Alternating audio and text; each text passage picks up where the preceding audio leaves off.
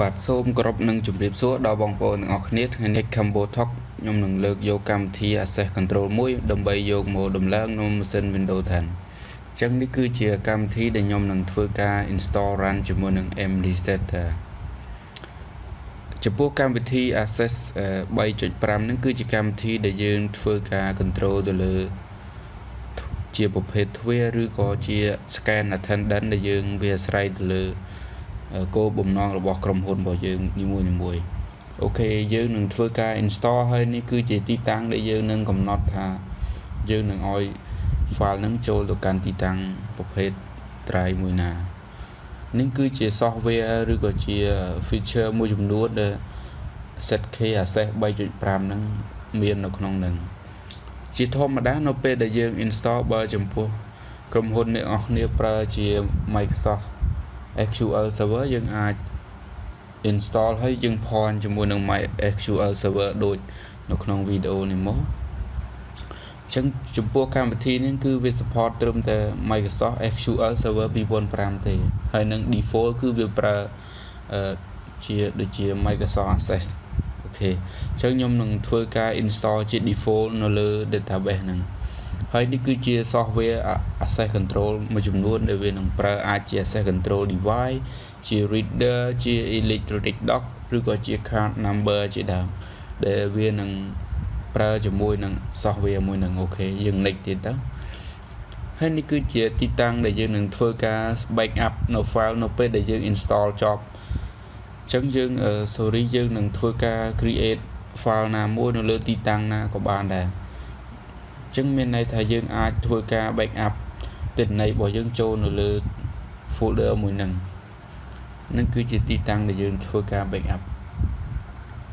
អូខេបន្ទាប់ពីនឹងមកទៀតយើងនឹង next ទៅកាន់ទៀតមកហើយនេះគឺជារូបរាងដែលវាចំពោះកម្មវិធីហើយចំពោះ device ដែលវានឹងប្រើជាមួយនឹង ZKAccess 3.5 ហ្នឹងនេះគឺជាប្រភេទ diagram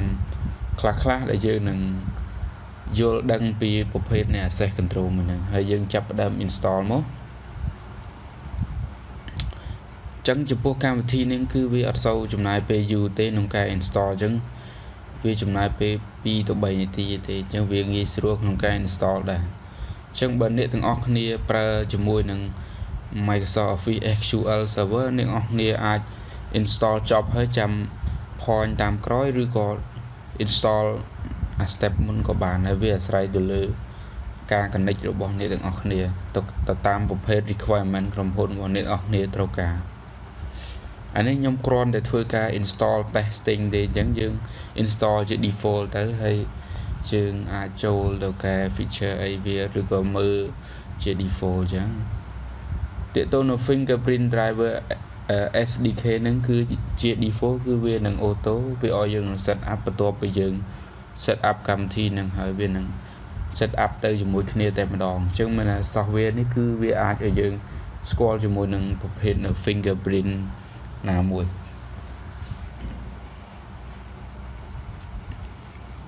អញ្ចឹងចំពោះវីដេអូនេះវានឹង auto គឺខ្ញុំ restart អញ្ចឹងខ្ញុំនឹងធ្វើការ restart ម៉ាស៊ីននៅពេលដែល restart ហើយយើងនឹងចាប់ផ្ដើម connect testing ចូលតែម្ដងអូខេបន្ទាប់ពីយើងបានធ្វើការ restart នៅម៉ាស៊ីន PC របស់យើងហើយខ្ញុំនឹងធ្វើការ access ចូល ZKAccess 3.5 software ហ្នឹងអញ្ចឹងឥឡូវយើង install រួចហើយតែយើង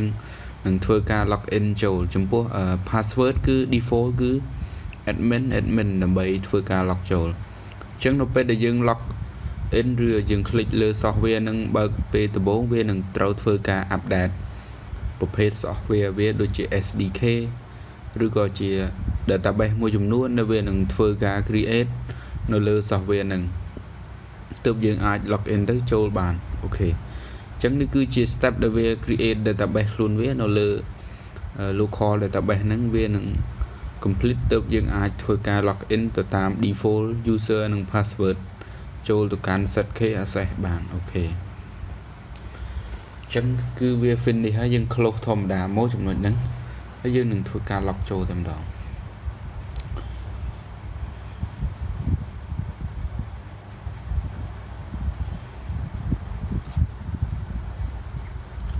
ok នេះគឺជាផ្ទាំង software ដែលយើងនឹងធ្វើការ install បាន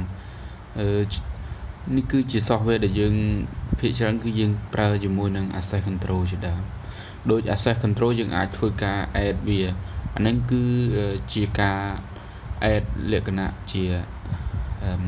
static ហើយនឹងយើងអាច search device អញ្ចឹងមានន័យថា device នឹង connect ទៅកាន់ network របស់យើងអាច search ទៅឃើញហ្មងអូខេ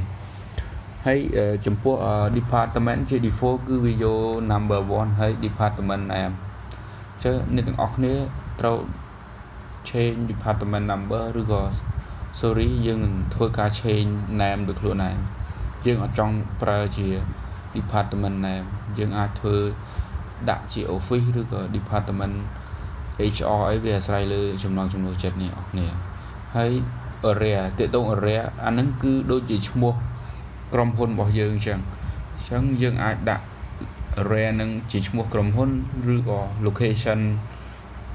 ក្រុមហ៊ុនណាមួយអញ្ចឹងអាហ្នឹងខ្ញុំគ្រាន់តែឧទាហរណ៍ទេខ្ញុំដាក់ text combo talk ទៅអ្នកនរគ្នាអាចដាក់អីផ្សេងអញ្ចឹងឥឡូវយើងនឹងធ្វើការ add personnel ទាក់ទងនឹងធ្វើការ add user អញ្ចឹង user មានន័យថាគាត់គាត់ចូល department ណាគាត់អាច access នឹង access ទ្វារឬក៏ access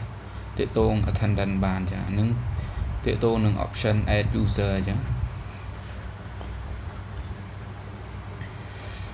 ខ្ញុំឧទាហរណ៍តែខ្ញុំ add ខ្ញុំជា user admin ហើយ option ហ្នឹងបើអ្នកនរគ្នាមានកាតអាច